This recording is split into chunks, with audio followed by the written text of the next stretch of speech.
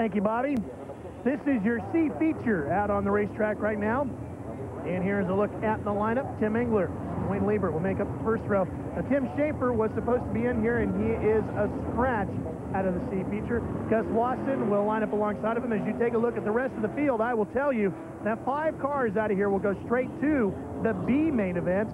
12 laps will be the distance for our C main tonight. 77 cars, Brad, took time here tonight. Drivers coming out of 17 states, and one driver all the way from Australia who timed in real quick. Gary Brazier, will be talking a lot about him later on. Yeah, and the reason for 5 cars instead of 4 as usual, Tim Schaefer scratched out of the B. They're going to take 5 out of the C, the back of the B. One of the more popular drivers in the C feature here is the driver of the 1A out of Hanover, PA, Scruffy Bobby Allen. And with more on him, here's Dave Reed. Well, of course, everyone knows Scruffy Allen is one of the original Outlaws. He's been doing this thing forever, but a lot of people don't know, although those years of successful racing, he is a successful businessman as well. He's lately opened up some go-kart tracks across one in Pennsylvania. I know, Ralph, you've been there. I know I've been there. It certainly is a lot of fun. He's the car number 1A. Hey, and he's got plans to expand. If you live in the Indianapolis area, get ready. Possibility of some go-kart tracks coming to you, courtesy Scruffy Allen. He drives a sprint car. He's got a nickname like Scruffy, and he owns go-kart racing facilities. I mean, what a great guy. Bobby Allen's he's a real character. If you haven't met him or been around him, he can always make you laugh, it seems like. Now, the 18Z has been added to the field as an alternate. That's Rick Zeal, who comes out of Las Cruces, New Mexico, driving an Avenger chassis with a Westmar motor in it. Corner Deli Trucks, Toys, and Tops back 18Z. We will be seeing the green next time by. Some of the huge crowd here at Eldora, and we should tell you that if this is the first time you've seen the Kings Royal, the Knoxville Nationals is the granddaddy of them all when it comes to the Pennzoil World of Outlaws. The Kings Royal, Brad, even though it's $50,000 less than the big one, which they race here later this summer, it still ranks in prestige as the #2 event to win on the calendar next to Knoxville. Absolutely, and the fans know it too. The fans come out more for the Kings Royal than they do the big one, it seems like, and it is just because of the history and the people that have won it. I don't think they're going to let this go, Ralph. This looks like a pretty ragged start to me, but... Doug Clark, the flag man, and he's not reaching for the yellow, so we are staying green. Good thing I'm not a flagman. Tim Engler in the 73, working the bottom. There's Todd Kane in the 99, but the Eldora slide job and split up and took the lead. You can see the black through the racetrack right there in the groove and a nice cushion above it. The racetrack's already up against the wall. We're going to see some great racing with the top hitters running right up there, banging the right rear on the fence all night long. Watson has the 23 running in 4th position. The 62 of Dwayne Lieber runs in 2nd right now. He's being challenged by Engler, and there's that battle right there. It's a 3-car battle. Lieber, Engler, and Watson running the high side in that order.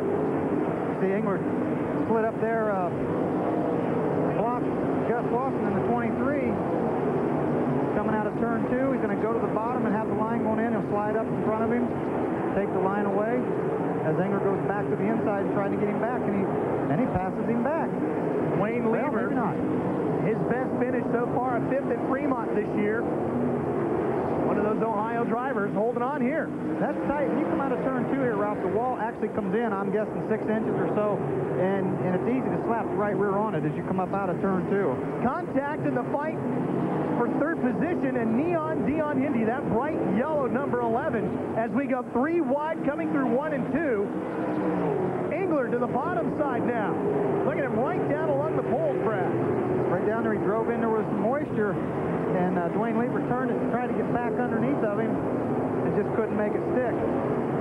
This is the best fight on the racetrack as we battle it out for 3rd. Remember, 5 cars transferring. So right now, Hindy and Engler, those 2 cars you see right there, Engler, the red 73, Hindy, the yellow number 11, they will go on to the A main. Dion taking the position. He debuted at the Kings Royal last year, started in the C, so he's following that right now, and they're going on to the C feature, or onto the B feature, I should say. Here's your leader working through traffic, the 99 car. Todd Kane, right up there, just nipping at that little bit of cushion. Turn 4 coming down from the start-finish line. He's not really leaning time. He's not using up all the racetrack again, which is smart. He's using his head, not trying to, as Steve said, trying to knock Earl's wall down. He's just trying to finish up there. Knows he's probably got a pretty good lead. He's just feeling his way around. Kane started this one in 5th position out of Powell, Ohio, so he's had many laps here, Brad, and as we've said all weekend long, that is one of the things that makes a difference here, feeling comfortable running this racetrack. Absolutely, and that's what I was going to comment a while ago on Dion Hendy. He hasn't been here a lot, and he's doing a great job, and as Dave Blaney even spoke, it takes a long time to get comfortable here and get your race car right. White flag comes out as you see Engler crossing in front of Doug Clark, and here is your leader coming across now. Todd Kane making his way out of the 4th turn, and he'll take the checkered flag and pick up the win. Watson will come home in 2nd. Hendy is in 3rd. Engler is in 4th, and we will get the official 5th position for you and the final transfer out of the C to the B main as soon as we get it from the World of Outlaws officials. And the top 5 will look like this.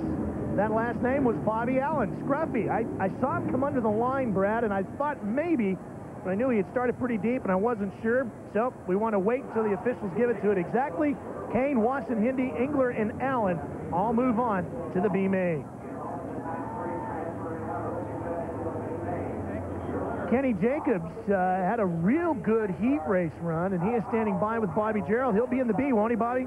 That's right, Ralph. He did have a good run, and it was close. It came down to the last lap, but he just missed it. He finished 4th. And, Kenny, are you disappointed tonight to be in the B? Yeah, I'm real disappointed because I made a couple big mistakes. I made a real bad mistake on the start and got in the mud there. And then a couple times I tried too quick to get underneath the Australian guy there, and I just messed up. I tried too quick. He was battling with Gary Brazier, who timed in 2nd quick tonight. Kenny, you've won 3 races already here this year at Eldora, but if you could get into the A main, what would it mean to take home the 50 grand? Well, I've been trying to win this one for a long time. I haven't been able to get this one, so we're going to try to get this one. I feel real good. I think we'll be able to win the B main, and we'll start 8th in the A main. We can work our way to the front. Kenny Jacobs, the fastest guy who did not transfer through his heat race. He finished 2nd here in 1991, Steve Evans. You know, guys, what's really cool here at Eldora, you can sit under that giant grandstand built in the late 1950s, a lot of hardcore fans under there, or for a buck less, believe it or not, you can bring your own lawn chair, sit out here with your coolers, your kids, and your family. And if you think the World Outlaws is a guy thing, meet the Merritt family, huh? How's this?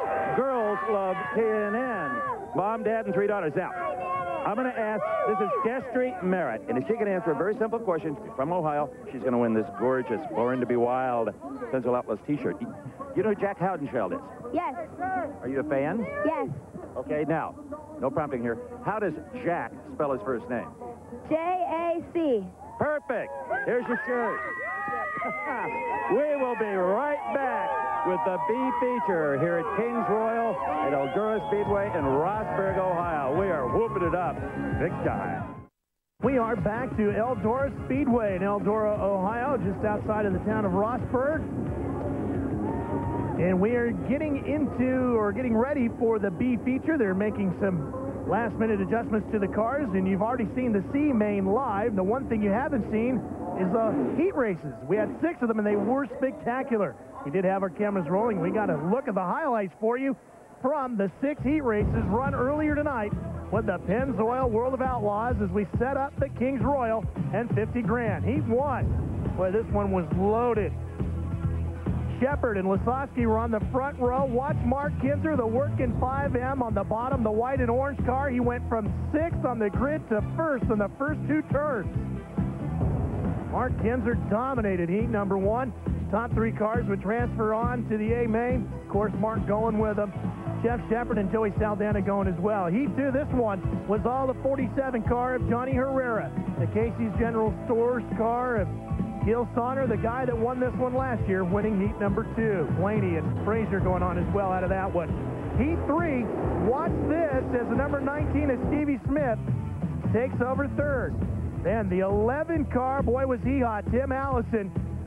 There's Rick Ferkel, one of the original Outlaws tuning for him, picking up the win here. Heat number 4, this was the best of them all. Watch the two yellow cars, Jack Hodenshield in the 22 Pennzoil car and Dave Blaney in the vibrant number 10 of the other yellow car. They put on the Eldora slide jobs on each other all night long and put on one heck of a battle in heat number 4. Hodenshield would end up getting out in front of Blaney. He would take the win. Terry McCarl would come along to take over third position and a transfer. Heat 5. This one is Steve Kinzer. And boy, was it ever Steve Kinzer, as he got out front of Joe Gertie, takes the win, and Jim Neer comes home in third. Now, heat number 6, this one was really interesting. Sammy Swindell in the blue number 1, the channel lock car, slides up into the wall. The reason why? Chris Gurley's 4C, sitting stopped in turns 3 and 4. But Danny Smith would end up taking the win in his number 4. Sammy would come home in second, and Keith Kaufman would bring the U2 home in third. He's going on to the A main. We're just getting started here at Eldora. Stay with us. Plenty more coming your way.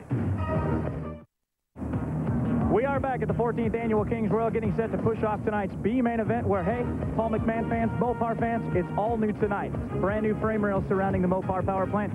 Why the big change, Paul, and what do you hope to learn?